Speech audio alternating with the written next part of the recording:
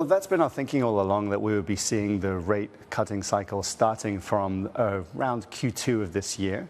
The key things that we've been watching for on driving the exact timing of it, because these things are highly uncertain. There's so many factors that are unknowable in advance that play into it, as always. Yeah. But the key thing we're looking for is that we've avoided a global recession. A year ago, there was much more concern that there would be a recession happening. We had resilience instead in the face of rising costs of living, as well as the rise that we've been seeing in interest rates. Now, the run rate for inflation is key, and of course the role of the labor market and all of that will matter a lot. And we think on that front that actually the labor market data is still relatively robust, but it is easing compared to where it was. That's a relatively sweet spot to be going into. That's by no means any reason to worry there.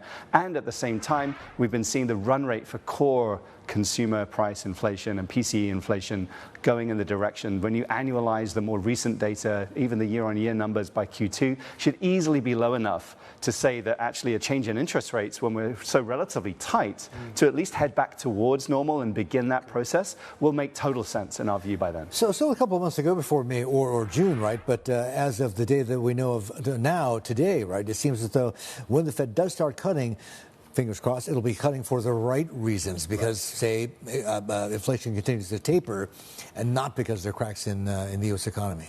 That's right. The actual economy itself, you could argue, is running still relatively well, certainly compared to what consensus would have been expecting even, say, 6 or 9 months ago.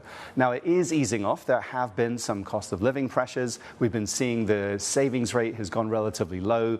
The U.S. economy and the consumers there have actually been using up their excess savings. It's not all gone, but they've been using it. We think that'll be a process we see elsewhere around the world as well eventually, but the U.S. has been, but there's still room to use more. And that should give a little bit more of that, buying a bit more time. Meanwhile, we think actually wage growth should be exceeding inflation. We have positive real wage growth in the US, in places like Australia, in quite a number of markets, because inflation eases off, and there's still some easing, but still a tight-ish labor market, and that means that you can have positive real wage growth. The key thing there, of course, will be justifying that, and that was where productivity will come in.